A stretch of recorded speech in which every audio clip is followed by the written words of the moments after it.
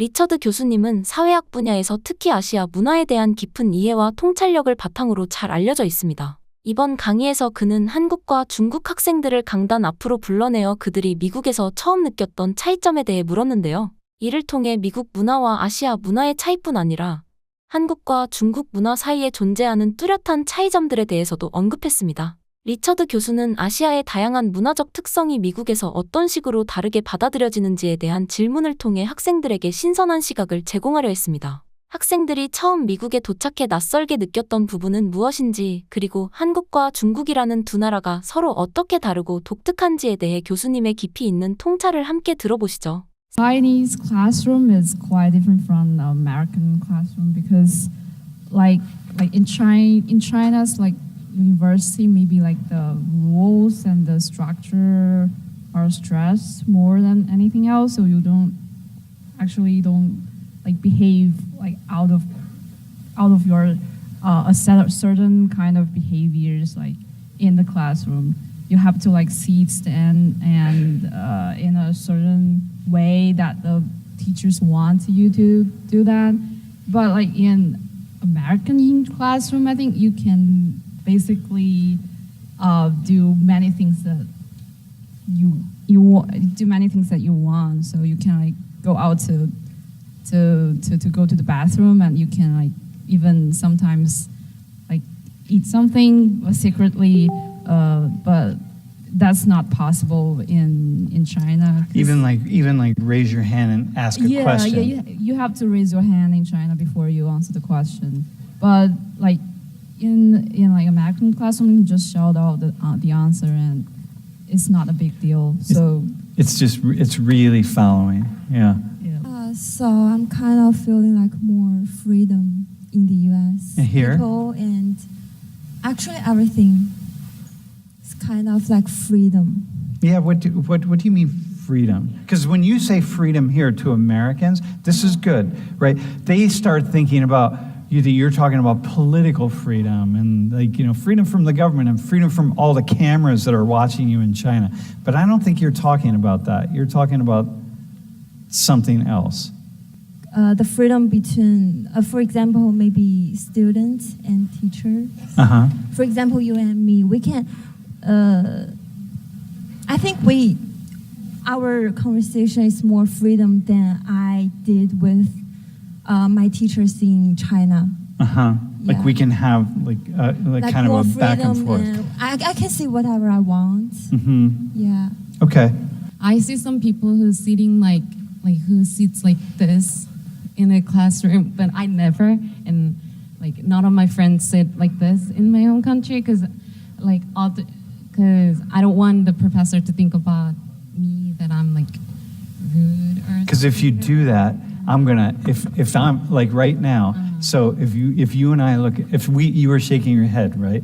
Like if we look out there and we see some people sitting like that, we're gonna notice them and they're gonna stand out like this, like right there. Like he's gonna stand out, and like you don't want to stand out. Why don't you want to stand out? Like what's wrong with standing out? Because we learn to be unique and stand out. Like what's wrong with that? I was gonna say like maybe when I'm with my family, like I'm not as like outgoing. Like I don't make as many jokes or I don't talk as much. But then when I'm with my friends who are like American, I feel like I am louder. So in what yeah. I think like what is that? I think the thought process is like you don't want to be like a nuisance to anyone else. Like when I go in public, I still do this. Like I try not to sit near people because I feel like I'm bothering them. But then when you think about it from like an American perspective, I feel like Americans don't actually like care. You don't sit near people because you don't want to bother them. Yeah, like I don't want to bother people. But then when I feel like Americans don't think about that stuff. Like if you sit at the table next to them, they're gonna be like, oh, okay. Right. But it doesn't. I think about that type of stuff. Mm-hmm. Yeah. So it's like you're constantly measuring. It's almost like there's this radar going on, and you're measuring constantly all this like energy around you. And Yeah. 이 이야기를 들은 샘 리처드 교수는 자신이 한국을 방문했을 때 지하철 안에서 본 희한한 풍경에 대해 언급합니다. 바로 이렇게 말이죠. Their backpack on like this in the Seoul subway. Why do you think they're wearing it like this? Yeah, so you don't knock, everyone's got their backpack like this. It's like you don't want to knock anybody. Meanwhile, check this out.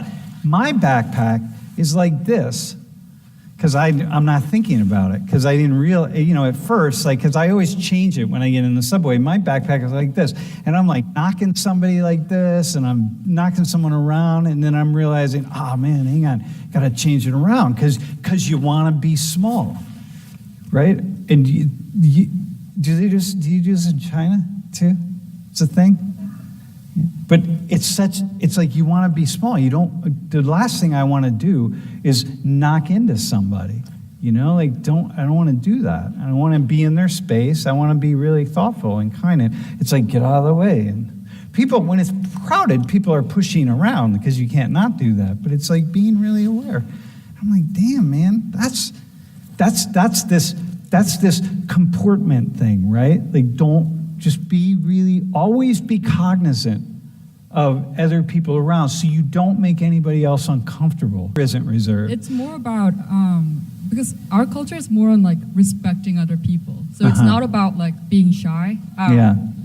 So like. No, it's not. I'm glad you're saying that because it's not like a whole row of shy people. No, you go to Korea or you go to China, it's like people aren't shy, but it's this interpersonal space in which there's just a deep respect. I think like before Korea was modernized, we had Confucianism, which is like treat others with respect to elders and like having those culture. Like our country is really small, so in order to fight like bigger countries, like we had to be unified. So having that religion with like treating each other with respect, and now we're modernized and we don't have the religion, like the national religion, yet like the Confucianism is still like it's still there. Yeah, so I think it's not about like don't stand out, be reserved. It's more about we respect you as much as we respect you as much as we want to be respected.